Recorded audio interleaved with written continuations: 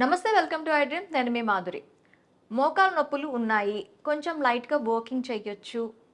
కొంచెం ఆ వాకింగ్ చేయటం వల్ల కూడా నొప్పులు కొంచెం కొంతమేర తగ్గుతాయి అని చెప్పి డాక్టర్స్ చెప్తూ ఉంటారు. అలాంటప్పుడు థ్రెడ్మిల్ కూడా చేయొచ్చా అని చెప్పి కొంతమంది అడుగుతూ ఉంటారు. సో థ్రెడ్మిల్ చేయటం వల్ల మోకాలు నొప్పులు తగ్గుతాయా, పెరుగుతాయా? ఎలాంటి వాళ్ళు థ్రెడ్మిల్ చేయొచ్చు? డీటెయిల్గా చెప్పడానికి మనతో పాటు ఉన్నారు doctor Manoj Kumar Gudluru, ortho robotic joint replacement surgeon, sports medicine specialist. తను అడిగి డీటెయిల్గా తెలుసుకుందాం. Hello doctor. యాహ్! డాక్టర్, మనకి థ్రెడ్మిల్ యూస్ చేసేటప్పుడు చాలామందికి మోకాలు నొప్పులు వస్తూ ఉంటాయి. సో ఈ థ్రెడ్మిల్ ఎవరు యూస్ చేయాలి, ఎవరు యూస్ చేయకూడదు? ముఖ్యంగా మోకాలు నొప్పులు స్టార్టింగ్ స్టేజ్లో ఉంటే థ్రెడ్మిల్ చేయటం వల్ల, అంటే వాకింగ్ చేయటం వల్ల, థ్రెడ్మిల్ పైన కానీ నార్మల్ వాక్ చేయటం వల్ల కానీ ఈ మోకాలు నొప్పులు తగ్గే అవకాశాలు ఏమైనా ఉంటాయా? మోకాళ్ళ నొప్పులు ఉన్నవాళ్ళు యూజువల్‌గా వాళ్ళకి ఆల్రెడీ మోకాళ్ళ నొప్పులు ఉన్నాయని తెలిసిన వాళ్ళు ఈ థ్రెడ్మిల్ అంటే జిమ్‌కి వెళ్ళినప్పుడు ఈ థ్రెడ్మిల్ చేయకపోవటం అనేది బెస్ట్ అండి. ఓకే. థ్రెడ్మిల్ ఎప్పుడు చేయాలి, ఎప్పుడు చేయకూడదు?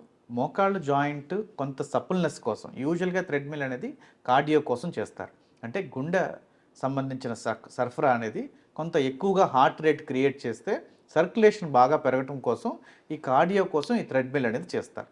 సో కార్డియోని పెంచుకోవటానికి.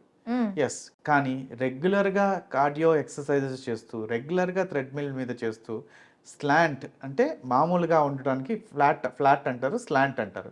ఈ రెండు యాంగిల్స్లో చూసుకొని దాన్ని బట్టి దాన్ని థ్రెడ్మిల్ అనేది చేస్తూ ఉంటారు. స్లాంట్ పెరిగే కొద్దీ మోకాల మీద పడే భారం కూడా ఎక్కువ అవుతూ ఉంటుంది. సో ఫ్లాట్ అయ్యే కొద్దీ మోకాల మీద పడే భారం కూడా తగ్గుతూ ఉంటుంది.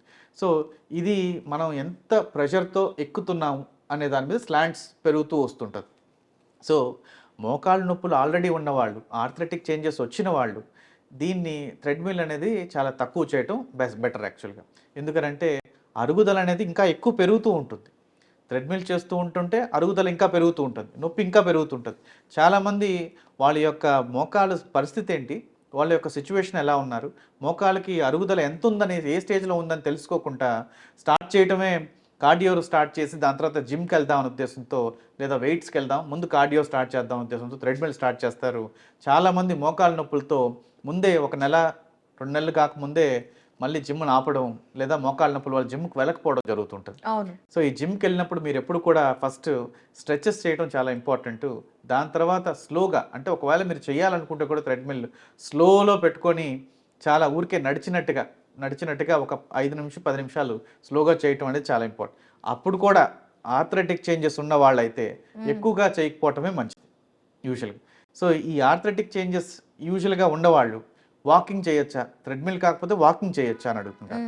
సో ఎంత ఎక్కువగా వాకింగ్ చేస్తే అంత ఎక్కువగా అరుగుదల అనేది ఉంటుంది ఖచ్చితంగా. ఓకే.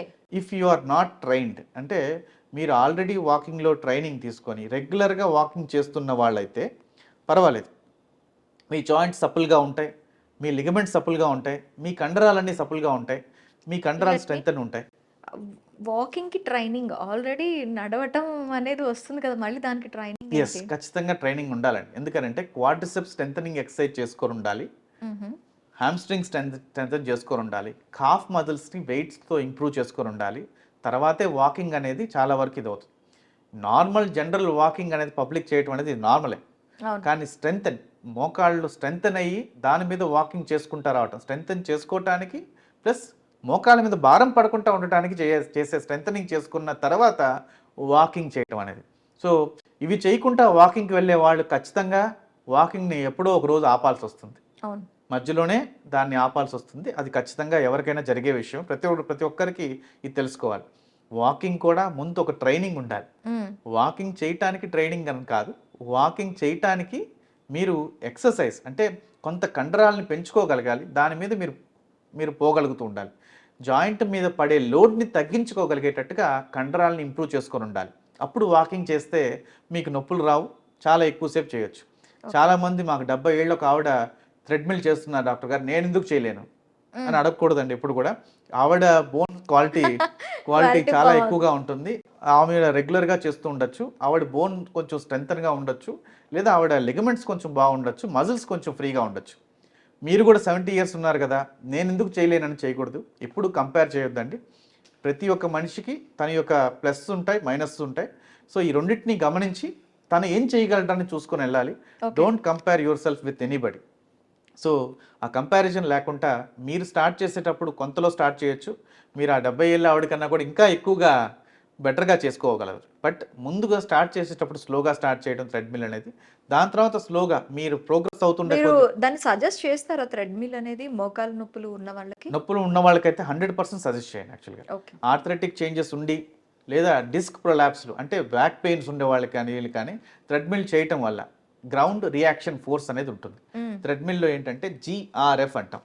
అంటే మీరు ఎంతైతే భాగం థ్రెడ్మిల్ మీద మీ కాలు పెడుతున్నారో, అంటే మీ బరువు కాలు ఏదైతే దాని మీద పెడుతున్నారో, మీ బాడీ అంతా దాని మీద పెడితే నడుస్తూ ప్రొపల్ అవుతున్నారు, అది స్లైడ్ అవుతుంటే మీరు ప్రొపల్ అవుతున్నారు. GRF గ్రౌండ్ రియాక్షన్ ఫోర్స్ అంటే మీ గ్రౌండ్కి ఎంతైతే భారాన్ని ఇస్తున్నారో అంతే భారం మీకు తిరిగి ఇస్తుంది. ఓకే. అంటే బంతిని ఎప్పుడైతే గ్రౌండ్ మీద కొడితే ఎంత ఫోర్స్తో పైకి లేస్తుందో అలాగే మీరు ప్రొపల్ అవ్వడానికి మీ బరువంతా మీ యొక్క థ్రెడ్మిల్ యొక్క స్లైడింగ్ దాని మీద పెట్టడం జరుగుతుంది. ఆ స్లైడింగ్ యొక్క దాని మీద పెట్టినప్పుడు అదే రియాక్షన్ బ్యాక్ ఇస్తూ ఉంటుంది.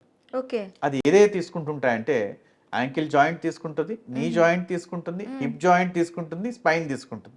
స్పైన్ దాకా వెళ్ళిన తర్వాత షాక్ అబ్జర్వర్స్ అని ఉంటాయి, స్పైన్లో డిస్క్లు అని ఉంటాయి. ఈ డిస్క్లకి షాక్ అబ్జర్వర్స్ వల్ల మీ యొక్క షాక్ అండ్ మీ యొక్క వెయిట్, మీ యొక్క గ్రౌండ్ రియాక్షన్ ఫోర్స్ అది తీసుకుంటుంది. సో దాన్ని తీసుకోవటం వల్ల మీరు ప్రొపల్ అవుతున్నారు. దాన్ని తీసుకోవటం వల్ల మీరు మీ యొక్క ఇంపాక్ట్ని తగ్గించుకోగలుగుతున్నారు. యూజువల్గా బంతి కొట్టినట్టే మీరు కాలు దాని మీద పెడుతూ ఉంటే ప్రతి ఒక్కసారి దమ్ అని కొడుతున్నప్పుడు ఆ థ్రెడ్మిల్ మీద ఖచ్చితంగా అది దానికోసమనే థ్రెడ్మిల్లో వెళ్ళినా కూడా షూ వేసుకొని వెళ్ళమంటాం. ఎందుకంటే ఆ షూ కొంత ఇంపాక్ట్ని తీసుకోగలుగుతుంది, మనకిచ్చే ఇంపాక్ట్ తగ్గగలుగుతుంది. అదే ఆల్రెడీ డిస్క్ ప్రొలాప్స్ ఉండేవాళ్ళు కానీ లేదా ఆల్రెడీ ఆర్థరైటిక్ చేంజెస్ ఉండేవాళ్ళు కానీ ఆల్రెడీ మోకాలకి అరుగుదల ప్రాబ్లమ్స్ ఉండేవాళ్ళు కానీ థ్రెడ్మిల్ స్టార్ట్ చేసి చేయటం అనేది కరెక్ట్ కాదు.